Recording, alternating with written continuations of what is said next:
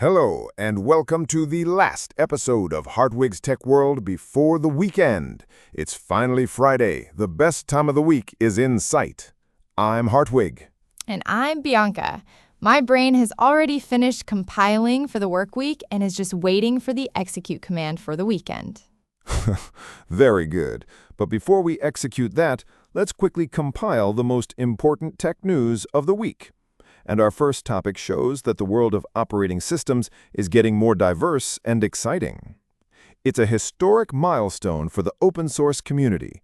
In the United States, the Linux operating system has cracked the 5% market share mark on the desktop for the first time. 5%? That doesn't sound like a lot at first, but for Linux, that's huge, right? The year of the Linux desktop has been declared almost every year since the 90s. Exactly. It's a major symbolic achievement, and the real number could be even higher. The statistics from StatCounter count the Linux-based Chrome OS separately, and there's a large share of unknown operating systems, which surely includes a lot of Linux as well. And why is this happening now, of all times? Is it just because of the nerds sitting in their basements? No, there are two main reasons. First, gaming. Valve's portable console, the Steam Deck, runs on Steam OS, which is a Linux. That has made Linux extremely popular with gamers. And the second reason is, ironically, Microsoft itself. Microsoft is helping Linux? How is that? By ending support for Windows 10 in October 2025. Many people have older PCs that can't run Windows 11 due to the strict hardware requirements. Instead of buying a new PC, many are simply installing a modern Linux and can continue to use their old hardware safely. From an operating system that is slowly carving out its place on the modern desktop, we now take a trip back in time to a legendary computer that was way ahead of its time and yet ultimately lost the battle. Oh, that sounds like an exciting story. It is. We're celebrating a big anniversary this week. Almost exactly 40 years ago, on July 23, 1985, a computer was introduced in New York that would usher in the multimedia age, the Commodore Amiga. Amiga. I've heard of it, of course. Wasn't that the legendary presentation with the pop artist Andy Warhol and the singer of Blondie, Debbie Harry? Exactly. Commodore desperately wanted to top the premiere of the Apple Macintosh, so they got Warhol on stage, who digitally transformed a photo of Debbie Harry into an artwork live, showing off the Amiga's overwhelming multimedia capabilities. But the Amiga was basically just a gaming computer, right? Like the C64 before it, just better? That's the big misconception many still have today. It became famous as the ultimate gaming machine, but it was so much more, and technically years ahead of its time. The Amiga could display 49,496 colors at a time, when an IBM PC only had 16 colors, and an Apple Mac was just black and white.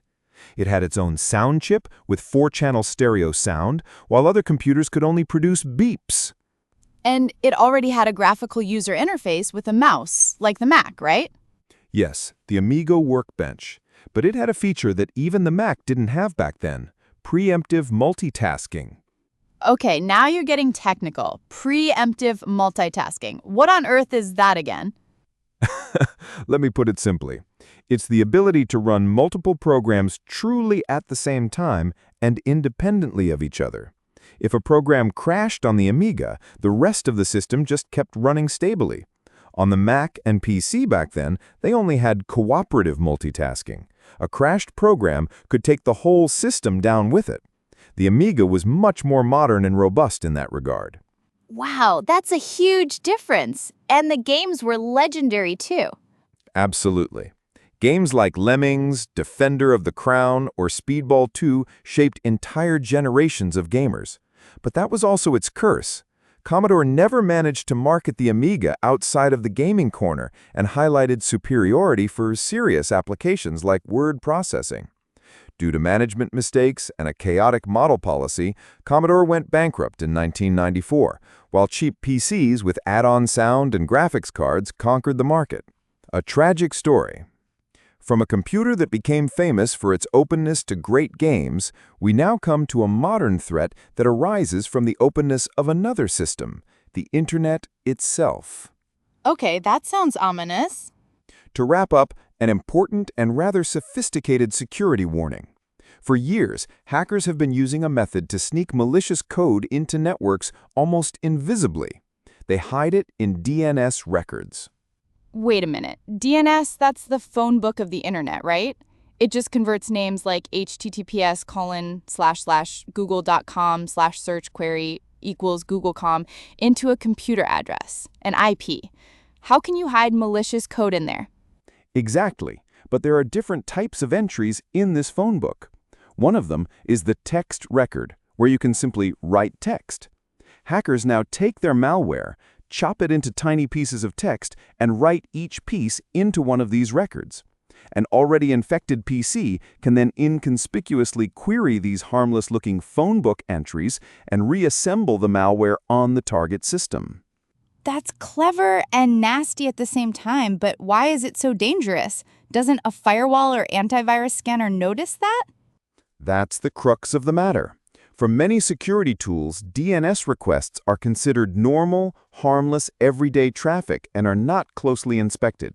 While emails and web traffic are meticulously scanned, the malware slips through under the radar. And because DNS requests are mostly encrypted these days, it's even harder to distinguish the malicious ones from the benign ones. Phew, so you can't even trust the phone book of the internet anymore.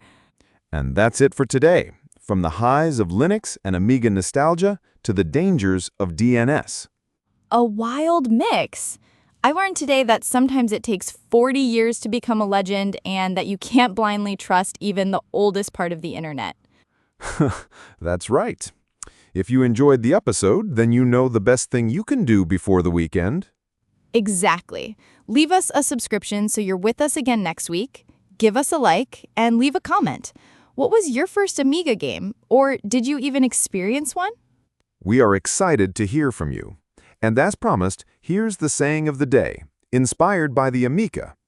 Even the best hardware is useless if the management can't multitask. Ooh, that one hits home. On that note, have a great weekend.